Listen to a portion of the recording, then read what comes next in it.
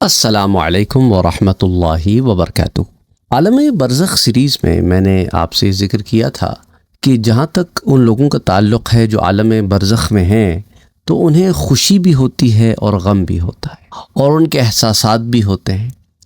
اچھا، ان کی ایک خوشی کا عنصر تو ہم نے یہ دیکھا کہ جب کوئی نیا آنے والی روح اس دنیا سے عالم برزخ میں داخل ہوتی ہے تو اس کے استقبال کے لیے وہ ساری روحیں آتی ہیں۔ وہ روحیں انہیں بھول نہیں گئی ہوتی، اگر بھول گئی ہوتی تو آتی نہ۔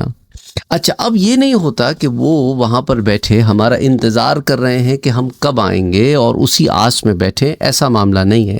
ہاں، انتظار کا ایلیمنٹ ضرور ہوتا ہوگا، کیونکہ اگر انتظار کا ایلیمنٹ نہیں ہوتا تو خوشی اتنی زیادہ نہیں ہوتی۔ جیسا کہ ان روایات میں نے آپ کو بتایا کہ اس دنیا میں جب کوئی شخص بہت دنوں کے بعد واپس آتا ہے تو ہمیں بہت خوشی ہوتی ہے۔ اس سے بہت زیادہ خوشی عالم برزخ کی ارواح کو ہوتی ہے جب دنیا سے کوئی روح ان تک پہنچتی ہے، تو وہ انتظار کی ایلیمنٹ تو ہے، لیکن اب وہ دنیا کے انتظار کی طرح ہے کہ وہ درخت کے نیچے اڈاس بیٹھا ہے یا روز شہر سے باہر نکل کے راہ تک رہا ہے۔ تو اس طرح کے معاملات ہوتا کیا ہے کہ ہم دنیا میں جن ایکسپیرینسز سے گزرتے ہیں ہم سمجھتے ہیں عالم برزخ میں بھی یہی ایکسپیرینسز ہیں۔ وہاں کے ایکسپیرینسز جدا گانا ہیں کیونکہ وہ ایک الگ عالم ہے، اسی طرح جس طرح جنت کے ایکسپیرینسز جدا ہیں بیکاز وہ ایک الگ عالم ہے۔ تو اب لوگ سوال کرتے ہیں کہ بھئی تو کیا بیوی بھی شوہر کا انتظار کرتی ہوگی اور شوہر بھی بیوی کا انتظار کرتا ہوگا؟ تو جب ہم نے کہا کہ تمام رشتہ دار و عزیز و اقارب اس کے استقبال کے لیے آتے ہیں تو سارے رشتے انکلوڈ ہو گئے۔ میں نے کل بھی آپ کو یہ بات یا پرسوں بھی سمجھائی تھی کہ اب ہم ایک ایک رشتے کو لے کر اگر بیٹھ جائیں تو ہم تو پھر ہر درس میں رشتے گناتے رہیں گے۔ اب عربی زبان میں تو مثال کے طور پہ چاچا ہو، تایا ہو، عام کہہ دیتے ہیں۔ اب اردو میں چاچا الگ ہے، تایا الگ ہے، اچھا پھپھو الگ ہے، خالہ، اور اسی طرح پھر وہ تائی، چچی اور مختلف رشتے ہیں۔ اب ایک ایک رشتے میں تو ہم نہیں جائیں گے، تو ایک آپ کو بال پارک ایک بڑی سی بات، موٹی سی بات سمجھا دی ہے آپ کو کہ ہر رشتہ جسے آپ رشتہ مانتے اور جانتے ہیں، ہر عزیز و اقارب جسے آپ عزیز و اقارب کی کیٹیگری میں مانتے اور جانتے ہیں، سب انکلوسیو ہیں۔ ٹھیک ہوگی بات؟ کیونکہ اسی کے اوپر بار بار سوال آتے ہیں، سمجھانے کے باوجود لوگ ایک ایک رشتہ بھیجتے ہیں، اور وہ یہی ہوتا ہے کہ قلبی کیفیت میں وہ ہوتے ہیں اور وہ چاہتے ہیں کہ ان کے رشتے کا بھی ذکر ہو جائے، لیکن میں نے آپ سے کو بتایا کہ یہ پاسبل نہیں ہوتا کہ آپ ایک ایک رشتہ بیٹھ کے بتاتے رہیں۔ اچھا، بہرحال مردوں کو زندہ لوگوں کی باتوں سے تکلیف بھی پہنچتی ہے، اس لیے مرنے والے کو برا کہنے سے منع کیا گیا ہے۔ العلل میں ابن ابی حاتم جلد نمبر 1 صفحہ 372 پر حضرت ام المومنین عائشہ صدیقہ رضی اللہ تعالی عنہا سے ایک روایت پیش کرتے ہیں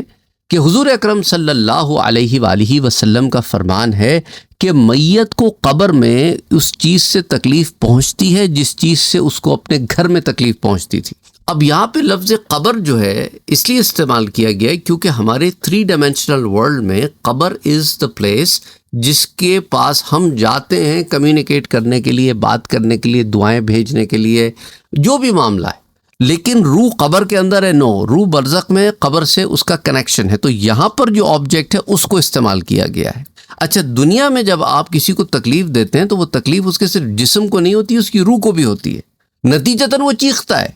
کیونکہ وہ روح تک اس کا اثر جاتا ہے۔ اسی طرح حضور نے جو فرمایا نا کہ جس طرح زندوں کو تکلیف ہوتی ہے جسمانی یا روحانی، اسی طرح مرنے والوں کو بھی تکلیف ہوتی ہے جسمانی یا روحانی۔ اسی طرح امام قرطبی رحمۃ اللہ علیہ التذکرہ میں فرماتے ہیں کہ ممکن ہے کہ اللہ کا کوئی فرشتہ مقرر فرما دیا گیا ہو اللہ کی طرف سے یا کسی اور ذریعے سے، کیونکہ اللہ سبحانہ و تعالیٰ تو ہر شے پہ قادر ہے، جس طرح چاہے مرنے والوں کو آگاہ فرما دے۔ تو میت کو، مرنے والوں کو زندہ لوگوں کے اقوال یعنی وہ جو باتیں اپنے منہ سے کہتے ہیں، اور افعال یعنی وہ چیزیں جو وہ اپنے ہاتھوں سے کرتے ہیں، یہ سب کچھ پہنچا دیا جاتا ہے، اور اس سے فرشتہ موکل کی طرف اشارہ ہو یہ بھی ہو سکتا ہے، اور یہ بھی ممکن ہے، اور یہ بھی کہ جو مرنے والے کی زندگی میں اس کو گھر میں تکلیف پہنچاتا تھا وہ اس کو اب قبر میں بھی تکلیف پہنچاتا ہے۔ تو یہ انتظام کی کمپلیٹ ڈیٹیلز تو ہم تک نہیں پتا کہ کس ذریعے سے پہنچتے ہیں، لیکن پہنچتے ہیں۔ تو جب آپ منہ سے کوئی بات کریں گے ایک مرنے والے کے خلاف تو آف کورس اس کو بات پہنچے گی تو تکلیف ہوگی، کیونکہ اب وہ اپنے آپ کو یہاں ڈیفینڈ نہیں کر سکتا۔ اسی طرح آپ کوئی ایسا کام کریں جو ان تک پہنچے کہ یہ کام آپ نے کیا ہے۔ اب مثال کے طور پہ لوگ جو ہے وہ یتیموں کو ستاتے ہیں، تنگ کرتے ہیں۔ اچھا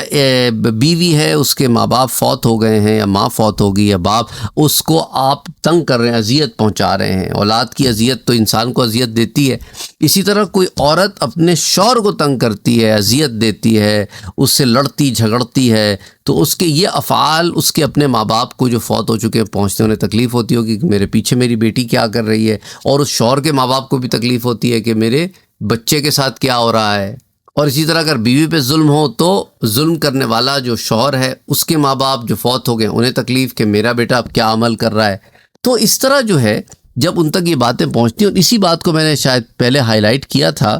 کہ بیوی کو تکلیف پہنچانا اس کے باپ کو اس کے مرنے کے بعد بھی اذیت دینا ہے، اور یہ روایت میں نے آپ سے شیئر کی۔ اچھا، حضرت عروہ رضی اللہ تعالیٰ عنہ بیان کرتے ہیں کہ ایک شخص حضرت عمر رضی اللہ تعالیٰ عنہ کے پاس حضرت علی کرم اللہ وجہہ کی شان میں کوئی نازیبا کلمات اس نے کہے تو حضرت عمر رضی اللہ تعالیٰ عنہ نے اس سے فرمایا، خدا تیرا ستیہ ناش کرے، تجھے کیا ہے، تو نے اپنی بکواس سے اللہ کے رسول کو ان کے مزار اقدس میں اذیت پہنچائی ہے، یعنی تو نے اہل بیت کے اوپر زبان دراز کی ہے۔ تو اب حضرت علی رضی اللہ تعالیٰ عنہ کا حضور صلی اللہ علیہ وسلم سے دوہرا رشتہ ہے، ایک تو وہ حضور کے چاچا کے بیٹے ہیں اور پھر داماد بھی ہیں حضور صلی اللہ علیہ وسلم کے۔ تو اب ہر کیپیسٹی میں اہل بیت کو آپ کوئی معاملہ کریں گے، حضور صلی اللہ علیہ وسلم کو ان کے مزار اقدس میں اذیت پہنچانے کے مترادف۔ اور یہ حضرت عمر رضی اللہ تعالیٰ عنہ کا قول ہے جس کو امام قرطبی نے تذکرہ میں بیان کیا ہے۔ اور آپ نے یہ بھی فرمایا کہ دیکھو علماء فرماتے ہیں کہ اس حدیث میں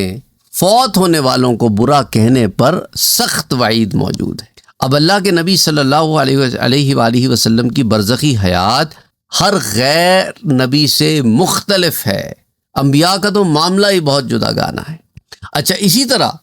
علماء فرماتے ہیں کہ ایک تو یہ، اور حدیث مبارک میں مردوں کو یعنی جو فوت ہو گئے ان کو برا بلا کہنا،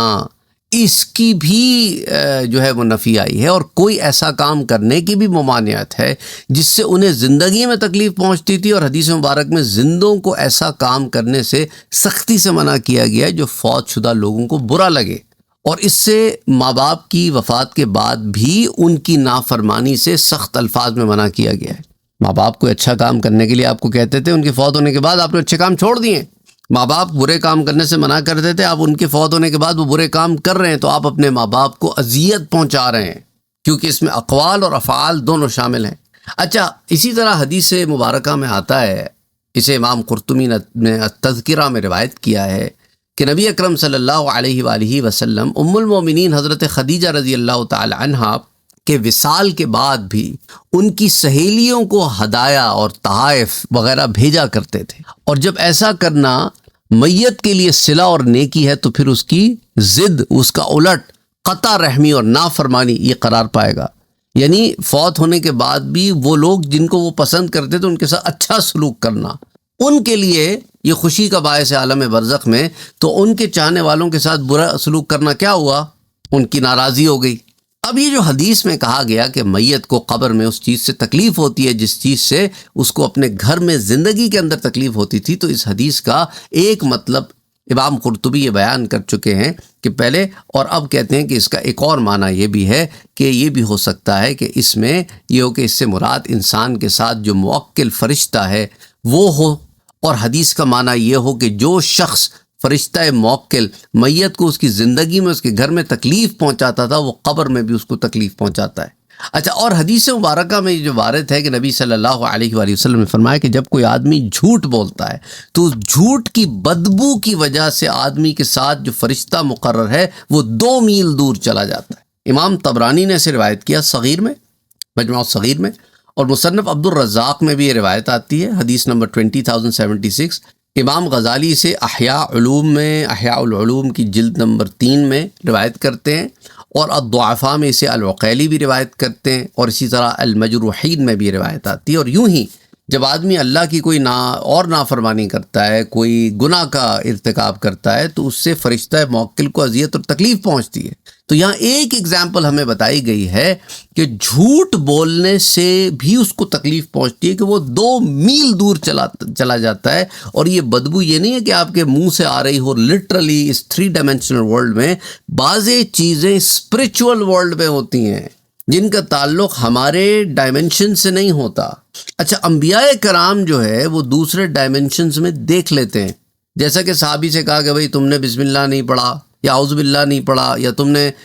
جو ہے وہ کھانے کے شروع میں اللہ کی تسبیح اور اللہ کی بڑائی بیان نہیں کی، نتیجتاً تمہارے کھانے میں شیطان شریک ہو گیا۔ شیطان صحابی کو نہیں نظر آ رہا، حضور صلی اللہ علیہ وسلم کو نظر آ رہا ہے۔ حضور فرشتوں کو دیکھ رہے ہیں، وہ آ رہے ہیں، وہ جا رہے ہیں، اور کسی کو نظر نہیں آتے۔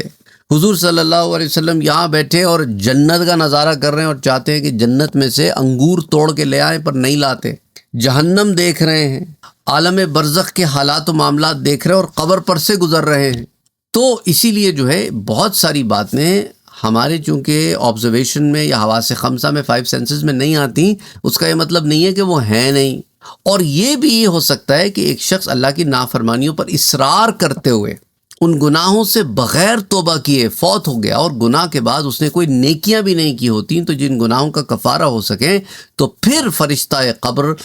فرشتے جو ہے قبر میں اس بندے کو ڈانٹ ٹپٹ کرتے ہیں اور اس پر سختی کرتے ہیں۔ اور تو یہ بات بھی اس کا مطلب ہو سکتی ہے کہ جو چیز تمہارے لیے باعث اذیت تھی دنیا میں، گناہ تھا، اب وہ اذیت تمہیں قبر میں بھی چل رہی ہے۔ اب لوگ کہتے ہیں کہ جو ایمان والے ہیں، کیا وہ ایونچولی معاف کر دیے جاتے ہیں، یا وہ بھی قیامت تک عذاب قبر میں رہیں گے؟ امید ہے کہ ایمان والوں کو ایمان کی وجہ سے اللہ سبحانہ و تعالیٰ ان پر دائمی عذاب قبر نہیں رکھے گا، لیکن کفار و مشرکین پر دائمی عذاب قبر ہے۔ اچھا، اب سوال یہ پیدا ہوتا ہے کہ پھر ایمان والے کے ساتھ یہ معاملہ کیوں کیا جاتا ہے کہ اس کی تغلیظ ہو اور اذیت رسانی ہو؟ تو اس میں علامہ قرطبی لکھتے ہیں کہ بندے کو گناہوں وغیرہ سے پاک صاف کرنے کے لیے یہ انتظام ہو کہ جب قیامت کے دن اٹھے